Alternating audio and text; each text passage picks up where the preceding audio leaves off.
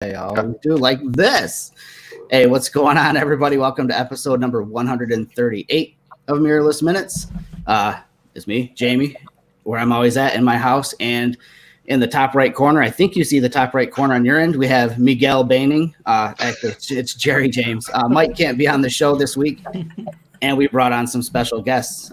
We've got Brian here in the middle. You may recognize Brian Essler from previous episodes. Brian, you are a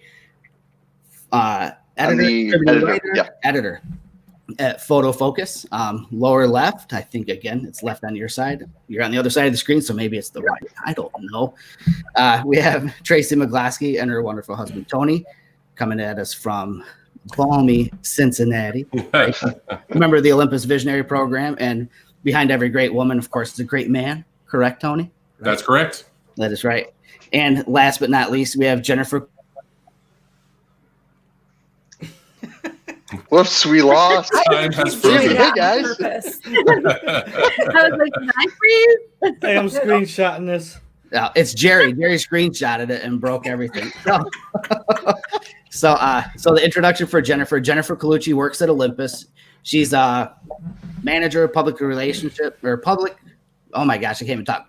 Public relations, pro management. So basically, she does public relations strategy. She manages the brand ambassadors like myself and Tracy. She takes care of shows and events. So if you go to a trade show, that's Jen's magic behind the scenes there, making things like that happen. First time on the show for Jen, so welcome aboard, Jen. Hi, everybody. And of course, the magic doesn't happen without the rest of the team, too. That is true. There are a lot of moving parts. Parts.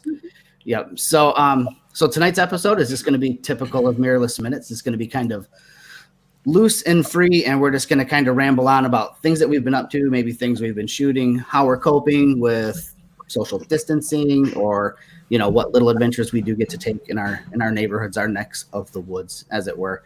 And again, as always, like you can see on the bottom of the screen here, if you've got questions, throw them in the chat room. We'd love to see those.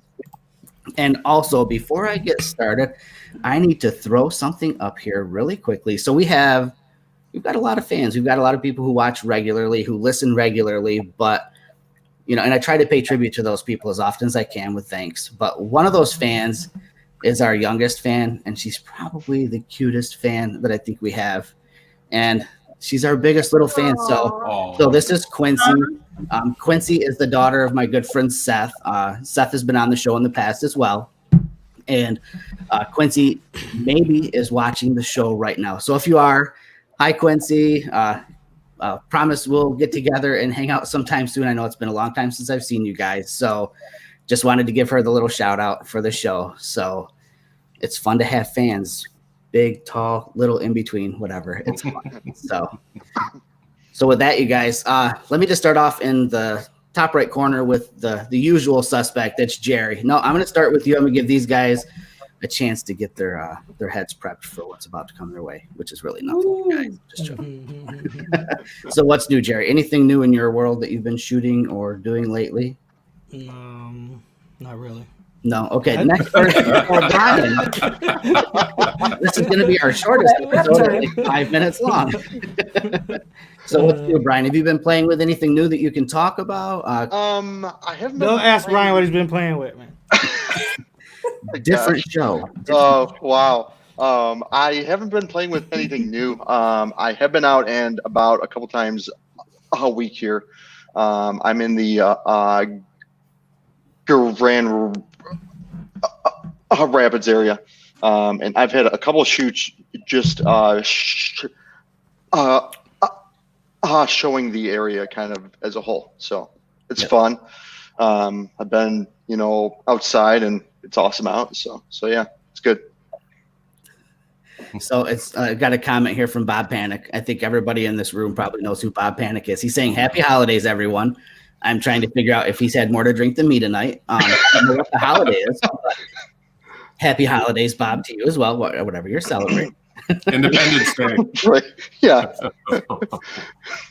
And I do have some pictures to show if you want me to do that now or if you want me to do that in a bit. But show us what you got. All right, cool. More than glad to do that. Let me see if I can do this. All right, screen one. All right, you should see my screen. Yeah. All right, sweet. There we go. So these are all pictures I took kind of in the area as a whole. So there's a ton of empty streets and everything. There are not a lot of people out. This was taken on Ionia Street, which if you see right here is That's a Hopcat? Hopcat, yep. Yeah. Which I eat at often, but right now it isn't open. I believe this was a 5-shot bracketed shot, and there wasn't anyone in the street at all. So, but after I took it, I did get a honk or two because I was in the way, but it was good. So then this shot is probably one of my favorites I have taken because it's on a pretty busy part of town. This is right by the art museum in town. Is that Rosa Park Circle? It is, yeah, it is. And I took this from a parking garage that I don't actually think I was allowed up on, but I did get clearance to go up there after it happened. So, but it actually was taken through a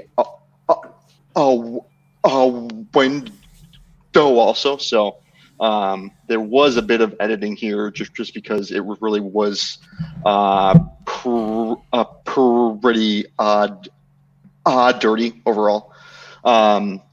And I should say these were all taken with the EM1 hex also. So, and then about a week and a half ago, I got up super early, which if you know me, that's not something I ever do. And I shot this at sunrise. And yeah, so I believe this was a long exposure. I can't remember exactly how long, but probably like 8 seconds or so.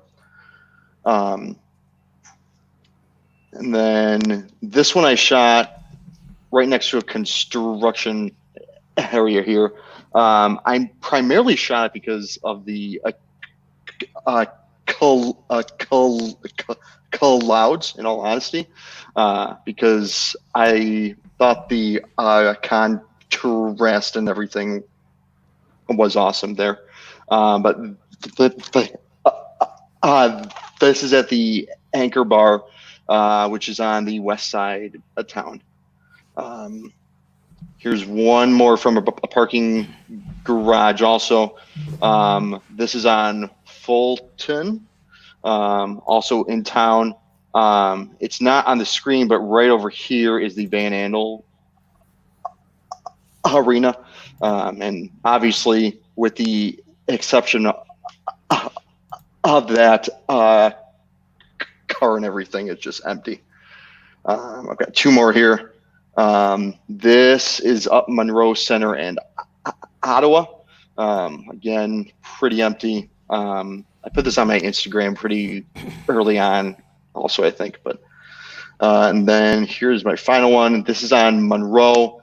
I just kind of like this stop as a whole because it was empty, and it showcases just how things are just so empty right now and how people aren't out. And yeah, and that's all I've got. Super cool. So it's kind of crazy that I know recently that view has completely changed. Yeah. As people are starting to, well, once we got the warmer weather, I mean, everybody just started kind of going out, and it's kind of, it's just, it kind of tears at you a little bit. You know, you want to do the right thing. You don't want to go out necessarily.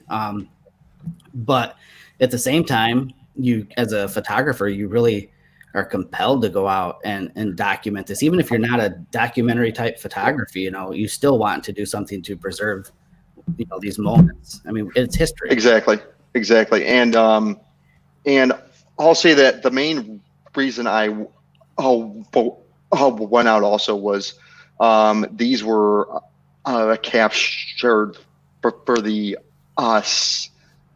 city also. So I mean, you know, I had the okay and everything, and all of that. So Yep. Yeah. So you definitely got it at a time them. when people weren't doing Yeah. it at all, and you, again, like you Yeah. said, authorization or whatever to Yeah. go. So exactly. super cool. Well, good. I'm glad you shared those. Did you put those in our Flickr group, by the way? I put a lot of them up there. I think a couple of them I haven't even uploaded yet, so I should probably do that soon, and it'll be up there though. Yeah, saving those for the history books. I like that. Yeah, right. For sure.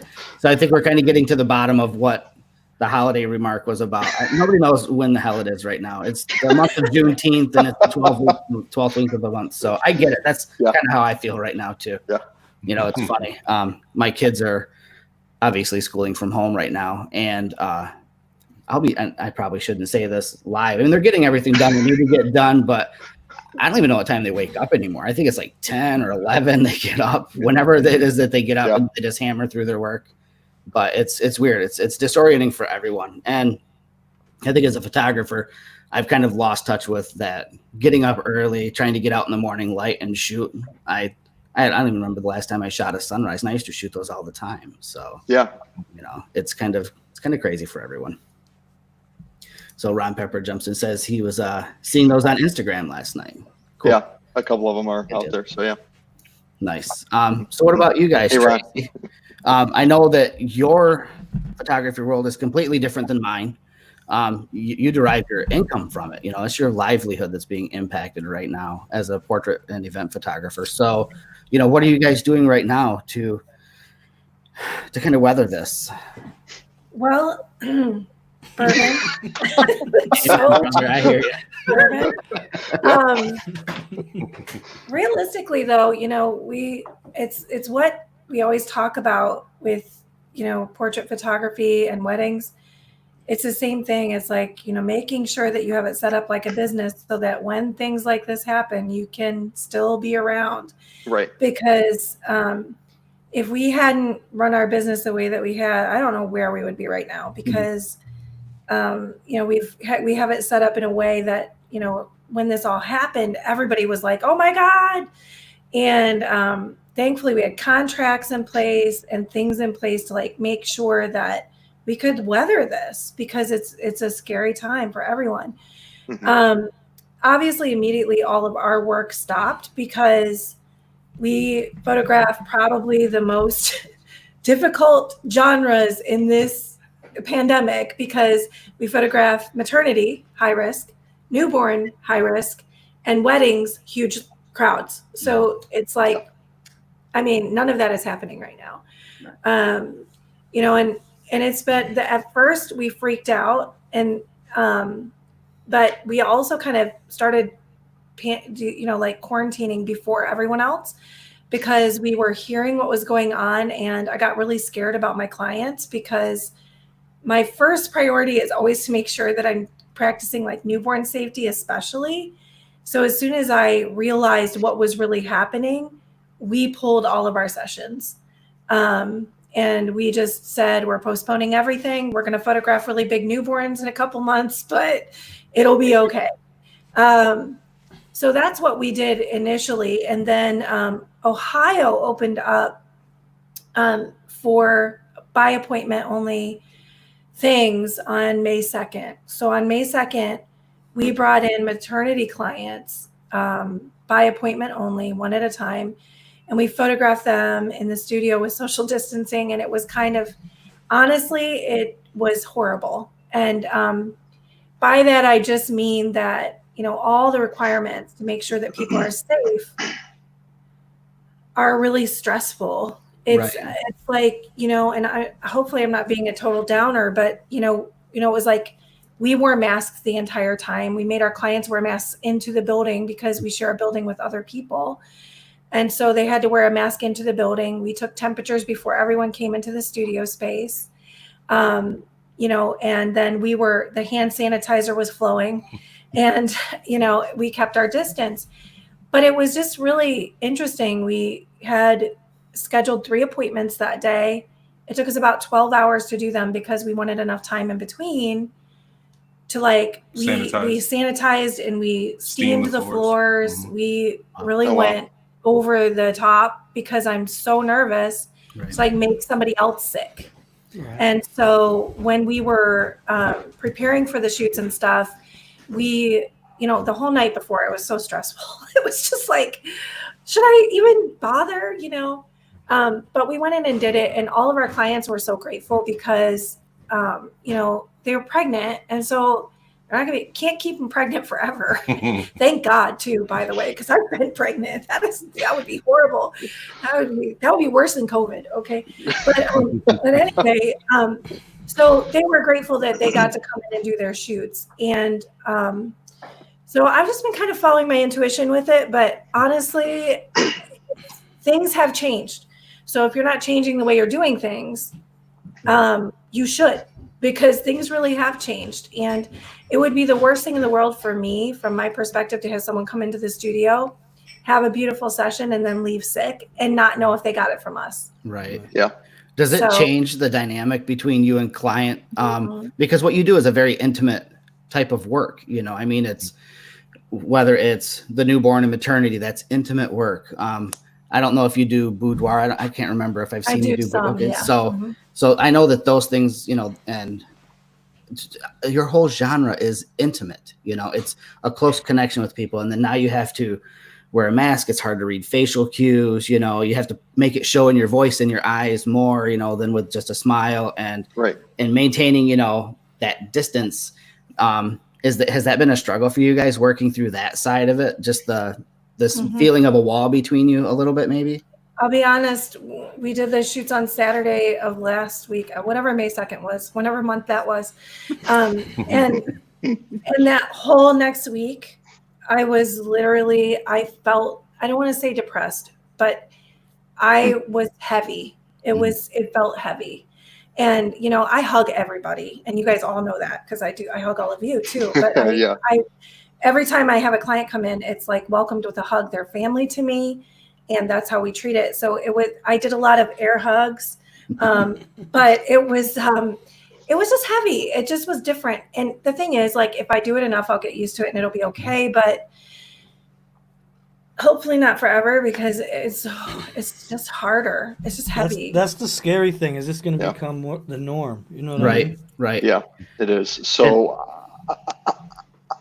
I shot some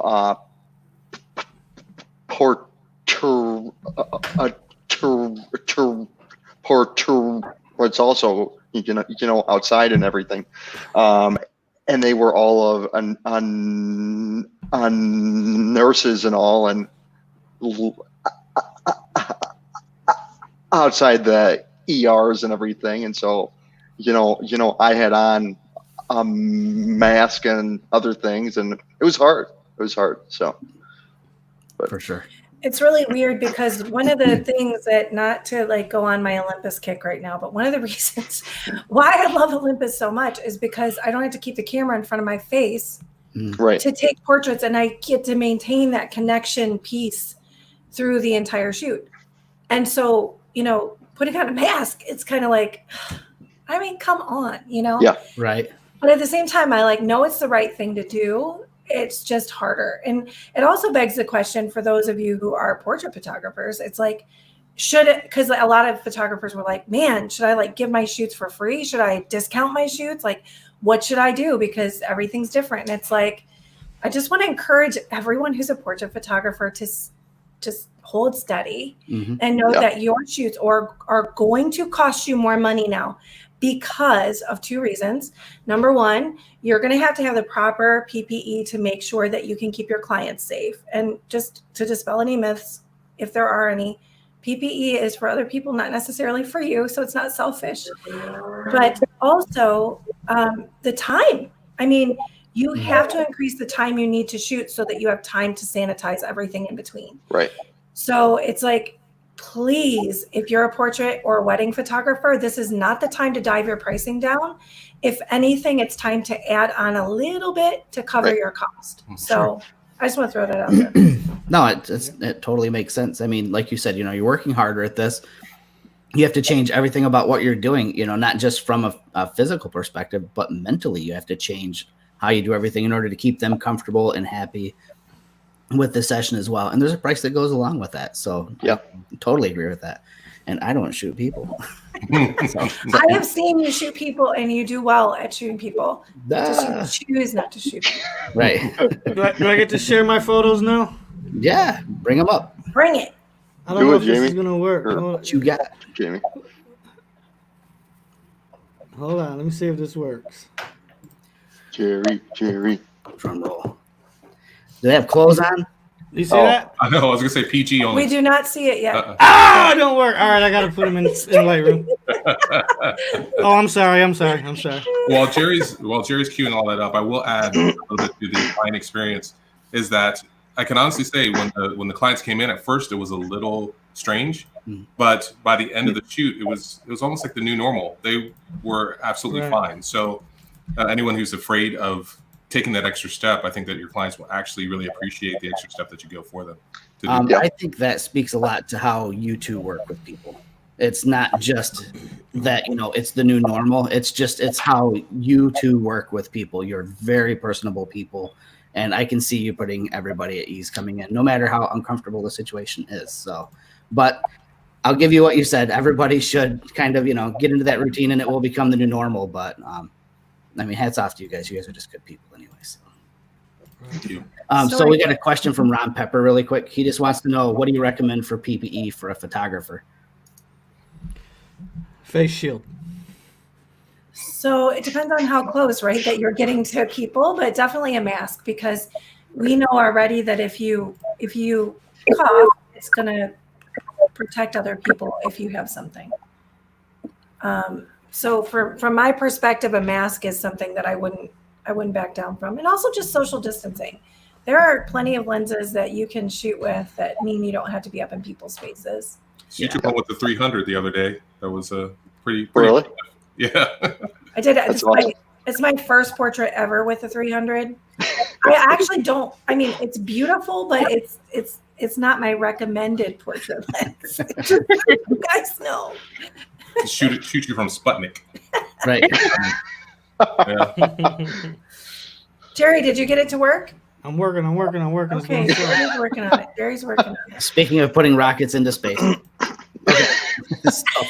All right, so let's move over to Jen. So again, like we mentioned earlier, Jen works at Olympus. A lot of, a couple of us here have shot for Olympus, but it's cool to have someone on that actually works for the company we love to represent. So I guess I'll just start off. Let's just kind of stay on the subject of COVID and how that has kind of affected, day-to-day work life at Olympus. I've been to your headquarters. It's huge, and there are hundreds of people in there.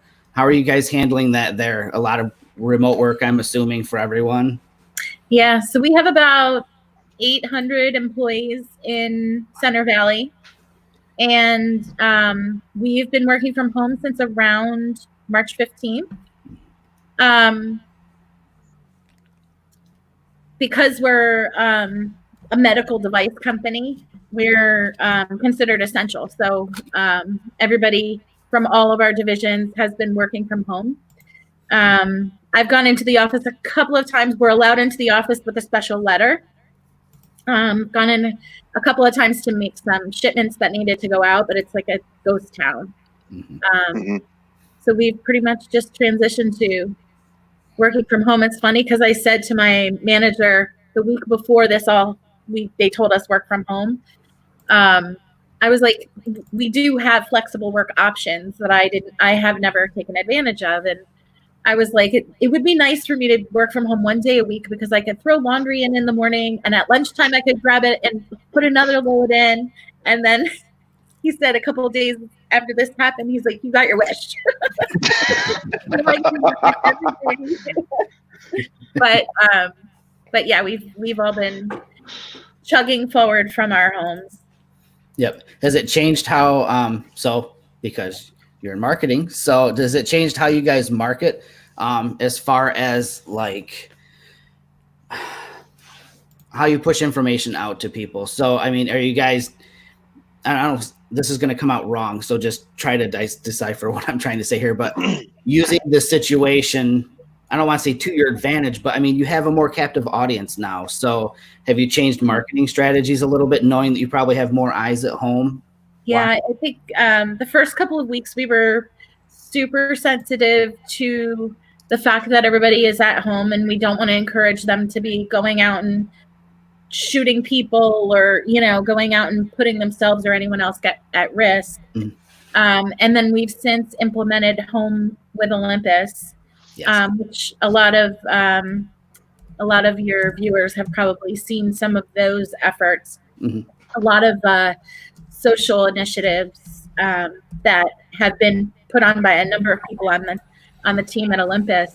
I haven't been super involved in that, but I think they've done a really great job of offering one-on-one sessions with tech support people and group sessions to learn about specific products or specific genres of photography. And then also bringing in some of our ambassadors to critique photos or, teach about a certain type of photography. So we've kind of moved into that Home with Olympus theme for this past month or just past couple of weeks and going forward for probably a little while longer. It's been cool to see that, initially I think there was a little bit of press around it. Might have been Nikon had made available some classes that they had done, I think in the past, and then Olympus does the same thing, but on a huge scale and with very current information and with a broad range of people and a broad range of topics. And I think it's one of the cool things about a company the size of Olympus. It's easy for you guys to turn the ship and be nimble and do really cool things and fun things and react to situations in a positive way. Whereas you have a lot of these bigger companies, they're trying to turn this massive behemoth of a company with 1 million, sign-offs and approval. So it's been fun to watch that from Olympus, how you guys have gotten really involved with the community. And it's a really big part of the whole. I always say that Olympus is kind of like this grassroots community, because it's not, every single soccer mom and dad out there, with the cameras necessarily. So it's easier to niche down and focus on those people, your core users, and do fun things like that. So it's been cool to watch. Yeah. Our most recent initiative is Get Ready to Get Out. So kind of encourage people with promotional sales and things like that to prepare people for when they can get out. Right. Yeah. And I know everybody's ready for that day. I know. Yeah. I'm dying for it. So Steve said the Nikon stuff's been great also. Yeah, for sure. I'm definitely not knocking what other companies are doing. I just know that they were the first company that I saw that had made an announcement about making available content. Right. And just kind of piggybacking off of that to just talk about what Olympus has been doing. It's pretty cool to watch what's happened. John Thomas wants to know if anyone's photographing people in their masks. And I'm assuming the people that you're photographing are wearing masks, or are the photographers wearing masks when you're photographing? But either way, I think yes. He's probably talking random strangers, probably. Yeah. I've seen a lot of people doing that. So I haven't started yet, but I am planning on entering Art Prize with a project that is surrounding that idea. So I'll have more to announce on that soon, I think. But did they cancel Art Prize for this year? No, it is happening. It sounds like our pieces might be viewed through a windows, essentially. Gotcha. That's what I heard today, actually, in a article. And some of the larger areas inside will be open, but not a ton, in That's there. Crazy, obviously, man. That gets packed. Yeah. So for those people watching or listening that don't know, Art Prize is this humongous art event that takes place in Michigan and Grand Rapids. Artists from, I know, all over the country and internationally as well. Oh yeah. Yep. All around the world. On display all over the city. Everything from sculptures to photographs, mixed media. Right. It's a really cool event. It is. Yeah. Cool. So I'm kind of excited, in all honesty, because I think it'll evolve also a bit. Mm-hmm. And I think by having these pieces in windows and everything, I think it's an awesome idea. I do. And I think you'll see more outdoor art also, which if you went to the early art art prizes and everything. Outdoor art was a big piece of that. Yeah. And I think that's starting to come back now again. So we'll see how it ends up. But I'm excited for my project in it. So it'll be good. So, Tracy, we're being blamed for something. But it's not a bad thing. It's a good thing. So I gladly take the blame for stuff like that. Hey. Cool. So, did you guys figure out your pictures here, Jerry or Tracy? And Tony? Anything you want to share? All right, I'm ready. Yeah. Can I Right. show them on my phone? Oh, go ahead, Tracy. Go ahead. No, I'm just gonna go like. No, I'm just kidding. Just airdropping over here. Looks overexposed a bit, but Jerry, go, Jerry, go. I'll try to get something together really quick. All right, you guys see him? You're selling lenses too? You guys see him? yeah. All right, this is a picture of my friend Diana. I shot this with the Pen F, with the Nice. with Jamie's Pen F, with the 17 mil on it, and this was shot in the alley downtown Muskegon. She was actually doing a photo shoot with somebody else, so I made her pose for me so I could get some photos, and this is the one I got out of there that I liked. That's awesome, though. I like that. This is some shoes hanging from a telephone line that whenever I see shoes hanging, I got to take pictures of that. So I see there's some Chucks there on the bottom.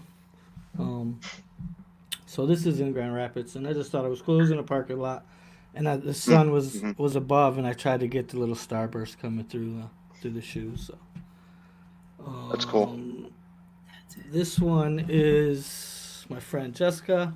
I shot this on the lake, of course. It was freezing. I shot this Saturday. It was freezing out there. I felt bad for her. Her hands were red as hell. I had to remove the red out of her hands. Is there any way you can remove the EXIF data bar that's on the top? It's cutting off her head. Just curious if that's something. Oh, really? You guys can't? I don't see that on mine. Oh, you don't? Hit F, Jerry. Yeah, like it shows like a black Boom. bar over her head. Really? I Yeah. hit it. Yeah. There you go. Oh, There we go. Mostly. All She's right. just censored. Is it still there?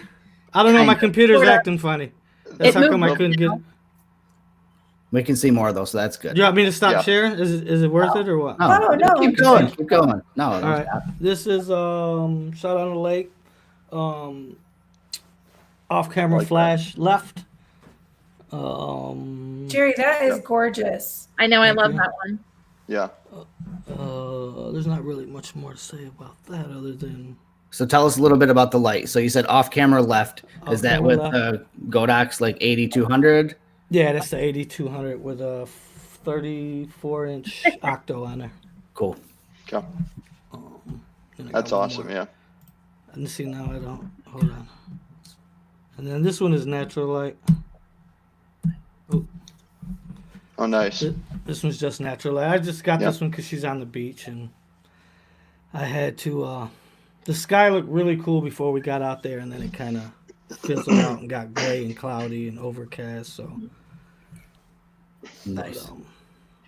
my little portraits from this week. Well, cool. It's good really to see you cool. getting out and continuing to shoot like that. It's Right, fun. right. So if people don't know, they should follow you on Instagram. You do a lot of your stories show a little bit of the behind the scenes too, which is always fun. Right. Well, I started a TikTok just for that. I You know. guys talked Nice. me into that when I was trying to. I told myself, I'm not doing it. I'm not doing TikTok. I'm I'm not not, 12. I'm not yeah. dancing. I'm not swapping clothes with my old lady. I ain't doing none of that. And then, so But- you guys talked me into that one, but I got a couple videos on there behind the scenes That's awesome. Yep. of my photo shoots. Yeah. Okay, So- Jamie, Yeah. tell me what button to hit. What button to hit? Oh, see at It's the a bottom where it share- says screen. It should share say, yeah, screen? should say share screen, and then you can choose your application window. Oh, And then I would choose Great. application window, and then it should pop up, and you should be able to see preview. Is that what you're sharing it as in preview? Mm-hmm. And then when you Yeah. click on your preview window, share screen. yep. And then when I see it pop up on my end, I'm just kind of bopping back and forth to see when it shows up on my side, so I can put it up. To choose application window. We're walking through this together. No, that's good. Preview. Okay, cool. See if that goes. Did it? Now maybe you have to hit share screen again. Yeah, hit share screen. Yeah. Nope. I still see you. I think it's going to kick us out. No, it's not going to kick you out. Hit preview again. It doesn't like us. If it does, we're sorry. No, it's okay. If it does, We'll come back. There you go. It hates us. Don't show those tips again. Fun times over here, you guys. I'd love to show you a picture, but apparently it's not in the stars. Can you describe it or anything? Can you draw it on paper? Yes. Do you have a pad of paper? Yeah. I'm actually going to show you guys on the phone. Uh-oh. What was that? Oh. But now, Oh, wait. there you go. Did it There come you up? go. Oh, There you go. Yeah. There you all go. right. There it is. Ta-da. That's one of the maternity Nice. pictures that we took Nice. in the studio. So we used a lot of material and there was a fair amount of photoshopping, but we wanted to do something kind of magical. And you guys know I love like a fantasy look. So we had a Pro cool. Photo B10 Plus with a grid for the main light coming toward her face from camera left. And then we had a 2x3 softbox with a Pro Photo B10 Plus at our white ceilings. So that was like kind of the fill light, you know? Mm-hmm. So, and always with our pregnant ladies, we try to not lay them directly on their backs because it's not really comfortable and actually cuts off the oxygen supply to the newborn. So we try not to do that. But there's that. And then I'll show you guys one more because these are the only ones I have done that I've taken in quarantine. In quarantine. Oh, that's not it. I messed it up. You got to take the lens cap off. See? That's what I said. Can you guys see that one as well? Yeah. I'm laughing, but I did that this week. I see the same one. It was Yeah. the same one. Can you see? Tracy, what is she laying on? So we put down a fur underneath our we have a bunch of tossing wings that are that color, and I just layered them all over the floor to do that. So, and then this next one, can you see that? There you go. Yeah. Wow. I'm kind of crossing lines with my maternity a little bit. I'm going a little more nude here and there. So, but it seems to be the thing that everybody wants. But actually, for these shoots, it's hysterical because we're all using we have hair dryers going, trying to blow the hair back. And there's just a lot of production, right? But it's what makes it look like there's that motion and it's just fun to work in the studio with pregnant people because they're more willing to take their clothes off inside than outside is what I find. So we like to keep them indoors so we can get them naked. Like, you can stop sharing now so people can see. I'm joking, but not really, kind of, actually. For sure. It's funny that you mentioned the blow dryers because I'll be honest. Okay, Scout's honor. There's a mostly naked woman in front of me, and my first thought was, what are they doing to get her hair to move? But the trick is if you use a hair dryer, and a lot of people don't know this, you have to hit the cool shot button so you're not throwing hot air at a pregnant woman because most pregnant women are already hot. Should be like hot flashes, hot flashes. They do not need any help being hot. So just use the cool shot on the hair dryer. Yeah, it's funny.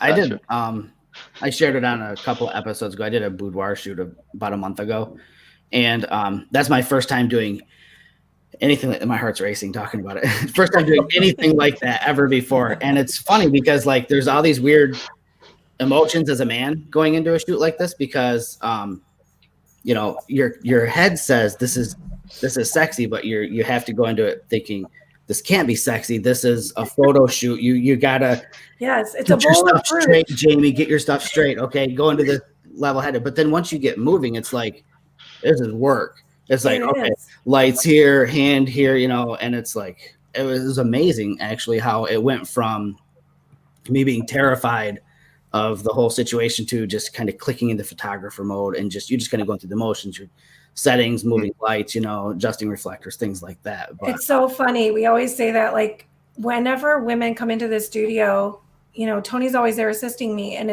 at first it's always a little weird, but then people are like, I really am just a bowl of fruit to you, aren't I? But it is like, because you're trying to figure out where the shadows are, where the light is hitting, what's the best angle, how can I get them into a pose that, you know, they're not going to hate themselves later. And it's a lot of work. It's funny, but you know, it's exceptionally weird because I think that guys get like, I think that men could be like a really big asset in the place of boudoir photography in that space, because I think that women know how to play off of that a little bit more. And I think I tend to go for a softer look, and that's great if that's what you're looking for. But if you're looking for a really, really sexy look, I think I kind of stray away from that a little bit, and I go more on the softer side, like more sensual, less sexy. So it's an interesting thing. I don't know if I'm stereotyping, but I definitely feel like I tend to go more toward the softer, sensual, you know, sweet side. But some women don't want, that's not the portrayal they're looking for. So then don't call me.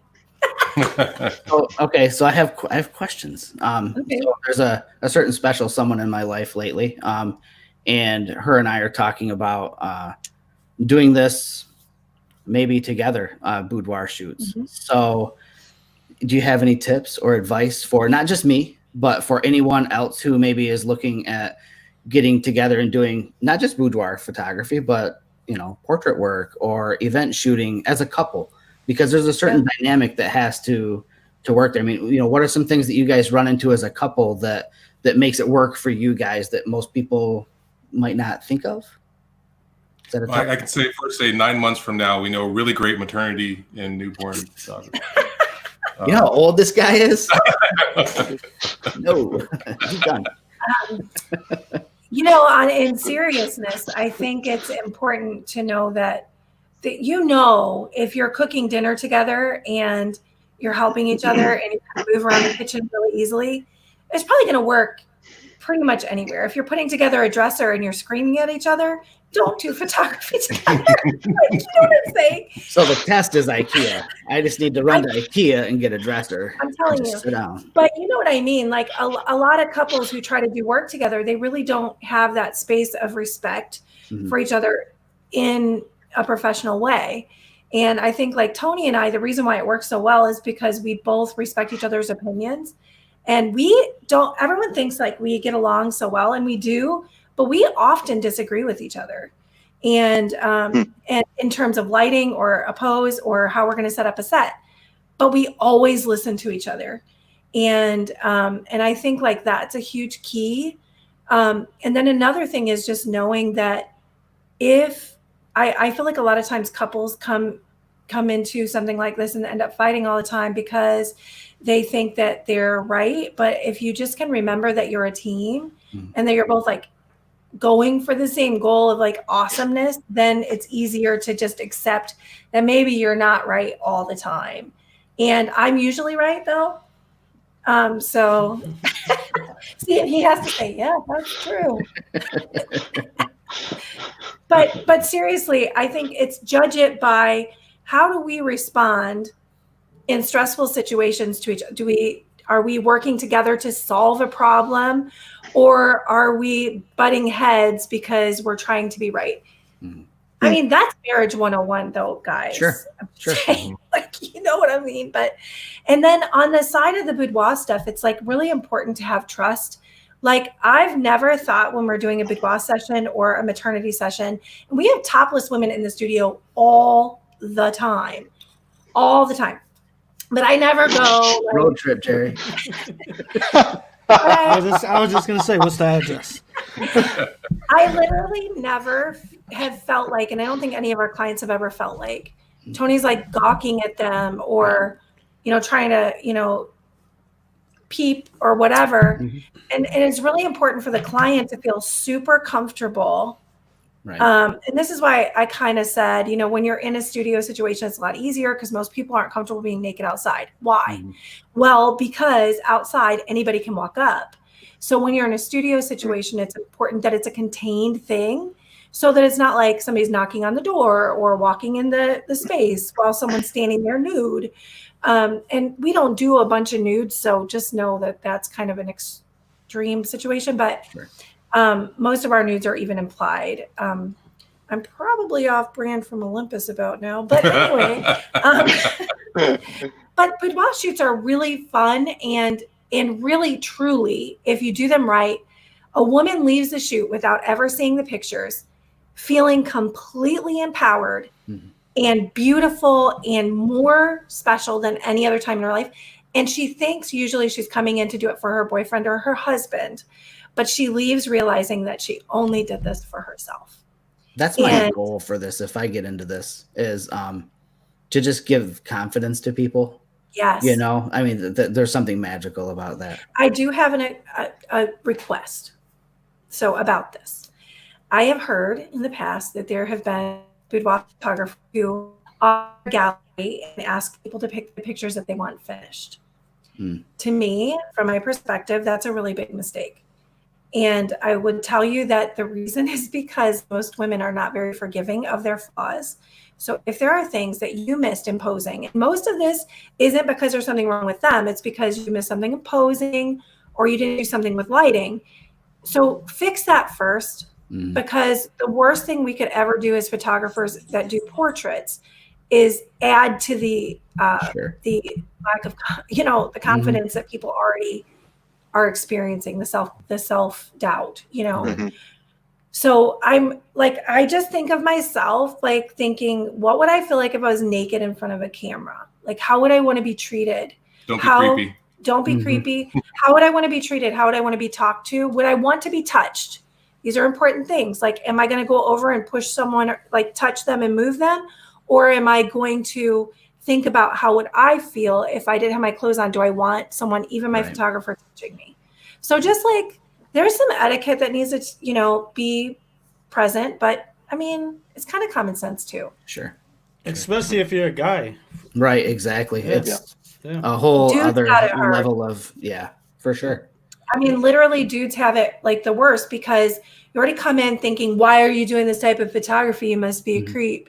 So it's really important for your branding, if you want to do that stuff, to make sure that your branding is super concise, that you're wanting to just help women feel empowered about their bodies or whatever.